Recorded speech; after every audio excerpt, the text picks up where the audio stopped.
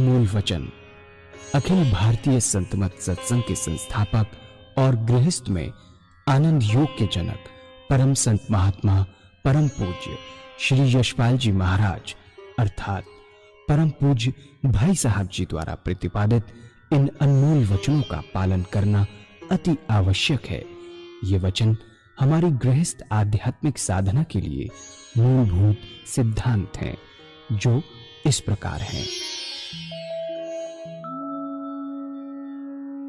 हम दुनिया की हर चीज की कीमत आंकते हैं, अपने मानव जीवन की कीमत भी जाने व परमात्मा की प्राप्ति हेतु साधना करें। मनुष्य योनि एक उपहार है, इसीलिए परमात्मा को धन्यवाद देते हुए आधा घंटा प्रातःकाल, आधा घंटा सायंकाल पूजा अवश्य करें। सत्संग, सतनाम व सद्गुरु को प्राथमिकता देते हुए इसी के आधार पर ध्यान योगाभ्यास अवश्य करें व गृहस्थ के कार्यों को परमात्मा का कार्य समझकर उसी की याद में संपन्न करें। हर समय ये ध्यान रहे कि गुरु कृपा द्वारा परमात्मा की पवित्र सत्ता का हमारी आत्मा में वास है, अतः मन में निरंतर अपने इष्ट देव का जाप करें।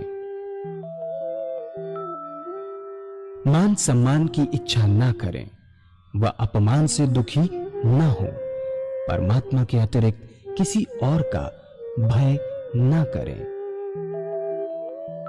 दूसरों की बुराई न करें, न सुने, सत्य व मधुर बोलें, अश्लील शब्द मुंह से ना निकालें, सभी से नम्रतापूर्ण व सुंदर व्यवहार करें।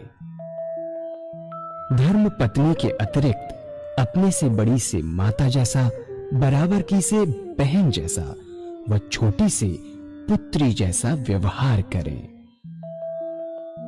सांसारिक जीवन यापन की आवश्यकताएं अंतहीन है, इसलिए अधिक से अधिक समय सत्संग में व धन परोपकार में खर्च करें।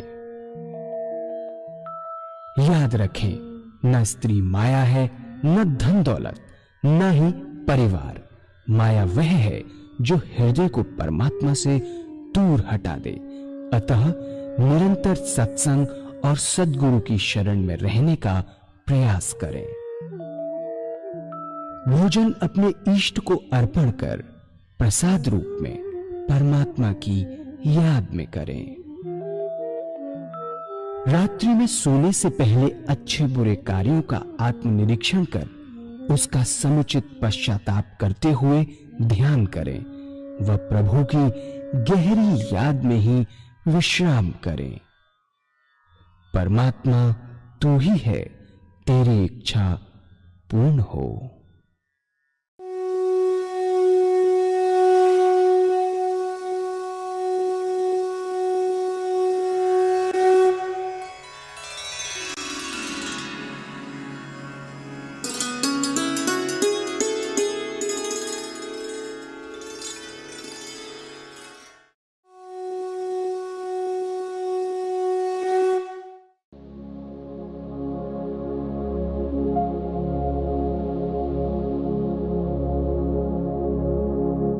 जय सद्गुरुदेव जय पद शरणम श्रेयस्वरूप चरणों शरणम।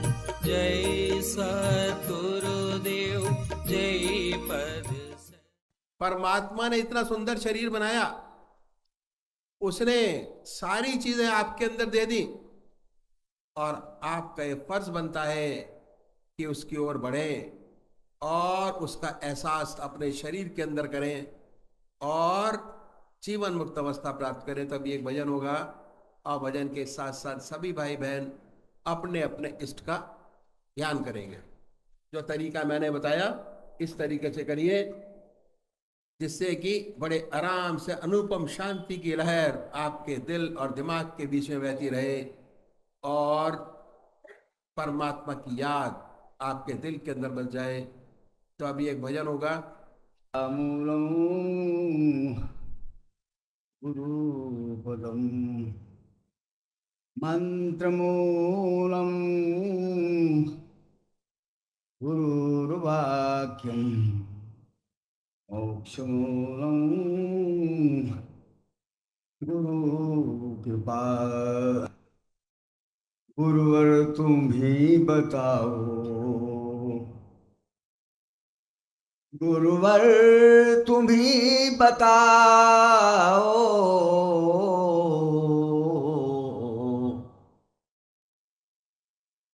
गुरुवर तुम ही बताओ, किसकी शरण में जाएं, जिसकी चरण में गिर कर, जिसकी चरण में गिर कर मन की व्यथा सुनाए। गुरुवर तुम ही बताओ, गुरुवर तुम ही बताओ,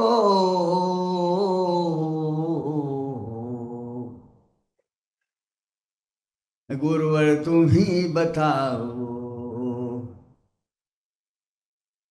किसकी शरण में जाए,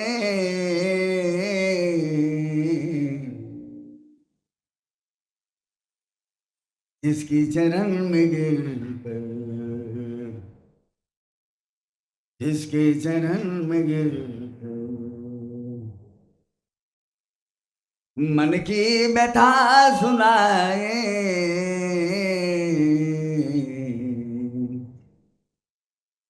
गुरुवर तुम ही बताओ, अज्ञान के तिमिर ने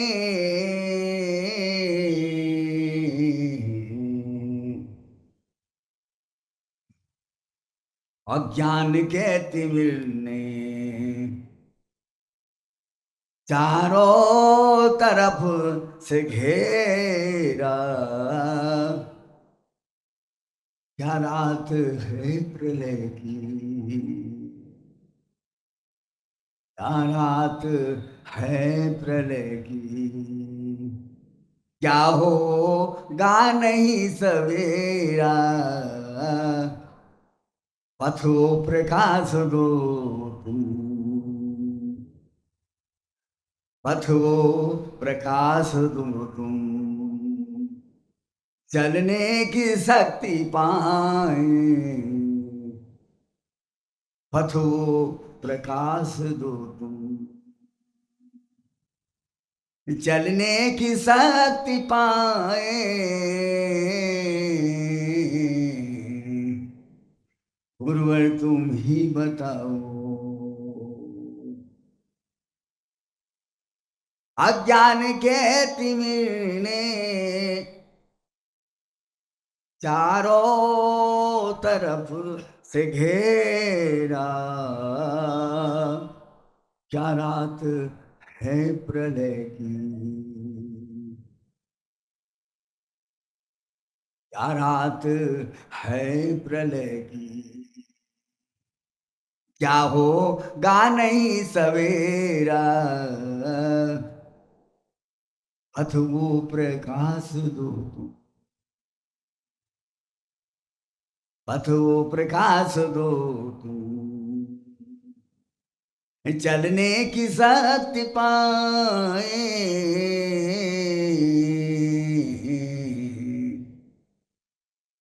पथो प्रकाश दो तुम, चलने की शक्ति पाए। गुरुवर तुम ही बताओ, गुरुवर तुम ही बताओ, किसकी शरण में जाए,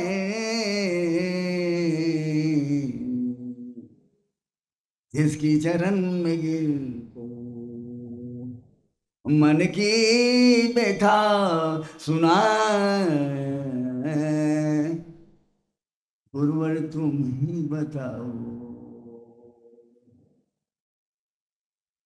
जीवन के देवता का करते रहे निरादर। जीवन के देवता का करते रहे निरादर। ऐसे करूं समर्पित, कैसे करूं समर्पित, अपना ये जीर्ण चादर। ऐसे करूं समर्पित, अपना ये जीर्ण चादर। हे जी पाप की गठरियां, हे जी पाप की गठरियां, किसे खोल कर दिखाए। हे जी पाप की गठरियां, किसे खोल कर दिखाए। गुरुवर तुम ही बताओ, गुरुवर तुम ही बताओ, किसकी शरण में जाए। गुरुवर तुम ही बताओ, किसकी शरण में जाए। जिसकी चरण में गिर गए, मन की व्यथा सुनाए, मन की व्यथा सुनाए। गुरुवर तुम ही बताओ, जीवन के देवता का करते रहे निरादर। जीवन के देवता का करते रहे निरादर। कैसे करूं समर्पित, कैसे करूं समर्पित, अपना ये जीर्ण चादर। ऐसे करूं समर्पित, अपना ये जीर्ण चादर। है जी पाप की गठरिया, है जी पाप की गठरिया, किसे खोल कर दिखाए। गुरुवर तुम ही बताओ, किसकी शरण में जाए। इसकी चरण में गिर गए, मन की व्यथा सुनाए। गुरुवर तुम ही बताओ।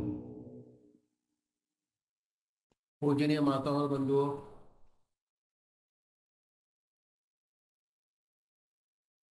अनादिकाल से दो रास्ते परमात्मा की प्राप्ति के चले आ रहे हैं। एक नीति का रास्ता है जिसे हम संन्यास मार्ग कहते हैं, और ये रास्ता बहुत पुराना है।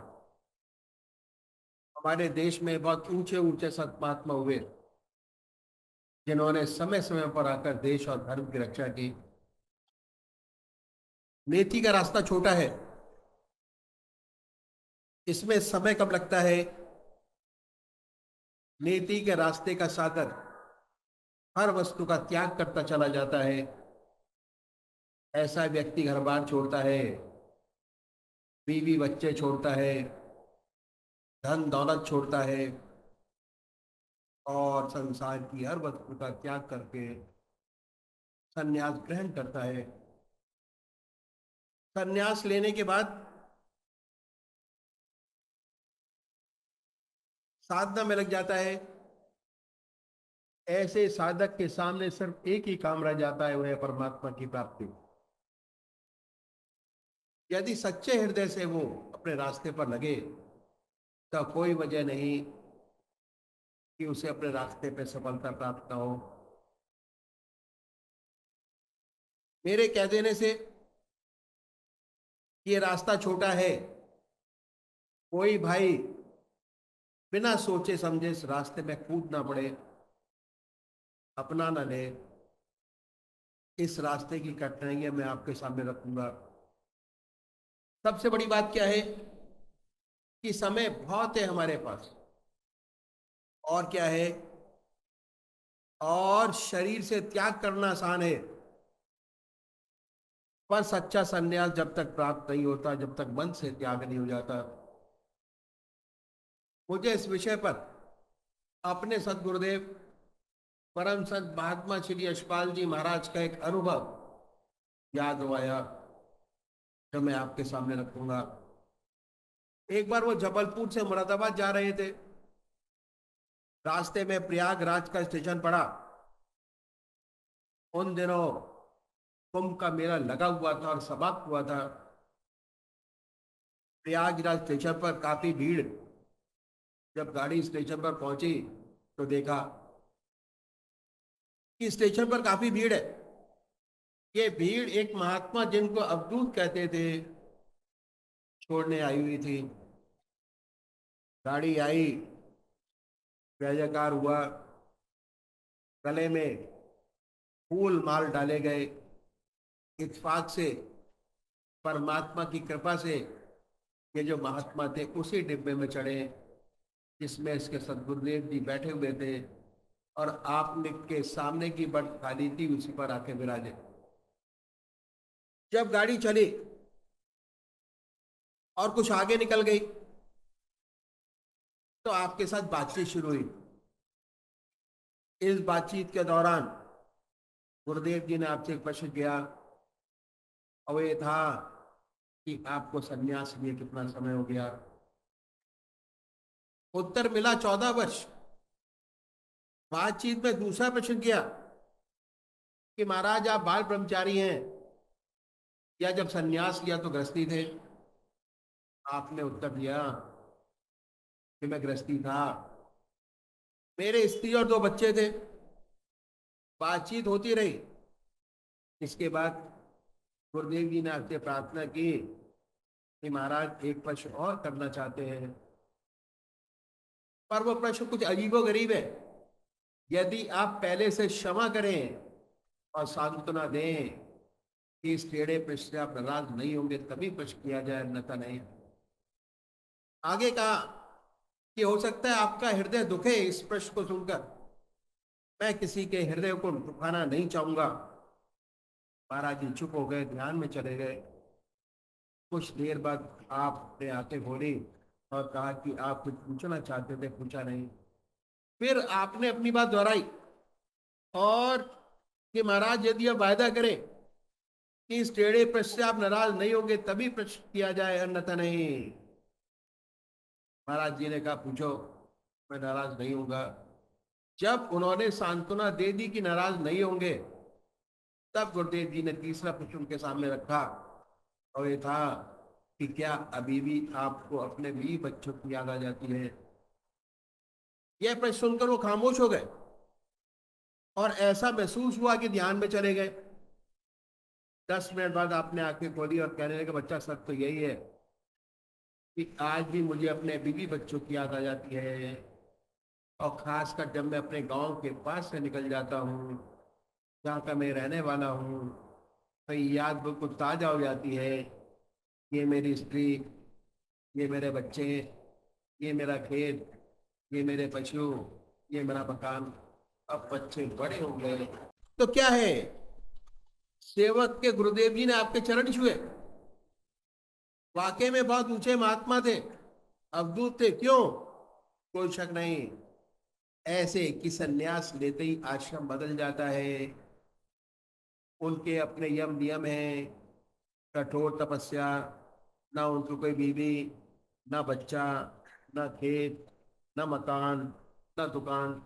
शरीर से त्याग हो गया, लेकिन मन से त्याग करने में बहुत बड़ा समय लगता है। और दूसरी बात क्या है कि त्याग का बहुत बड़ा अहंकार होता है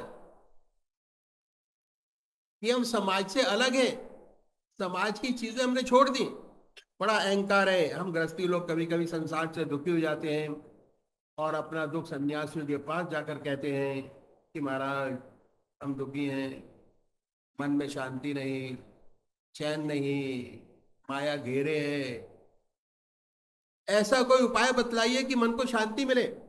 और ये ऐसी वो बताते हैं, उपाय बतलाते हैं, कहते हैं कि ऐसी बात नहीं, कहते ईश्वर को याद करो, परमात्मा का ध्यान करो, इसी से सच्चा सुख और शांति प्राप्त होगी। पर क्या है, हम गृहस्थी लोग करते भी हैं, पर क्योंकि रास्ता साफ नहीं है, हमारे पास साफ नहीं होता, इसलिए मजबूर होके चले जाते हैं और कहते हैं कि महाराज होता नहीं, मजबूर होके चले गए। प्रश्न तो करते हैं महाराज, बनता नहीं, लेकिन ध्यान तो बनता नहीं। तो अक्सर सुनने में ही आता है कि ये रास्ता सन्यासियों का है, आप तो गृहस्थी हो। सन्यासियों में शुरू शुरू से भावना हृदय में जागृत हो जाती है कि हम सर्व साधारण मनुष्य से कुछ अलग है। सूक्ष्म अहंकार अंदर ही अंदर पैदा हो जाता है, त्याग का, संचय का अहंकार नहीं होता, इतना त्याग का अहंकार होता है। और जहां सूक्ष्म अहंकार है वह परमात्मा नहीं। दूसरी बात और है कि ज्यादातर व्यक्ति किसी न किसी परेशानी में पड़कर, दुखी होकर वैराग्य पैदा हो जाता है और संन्यास में बैठते हैं। संन्यास के अपने यम नियम है, कठोर तपस्या, ब्रह्मचर्य, आसन की सिद्धि, प्राणायाम। बहुत से लोगों से होते बनता नहीं, जिनसे बनता है वो कठोरता से अपने मन को साधते हैं।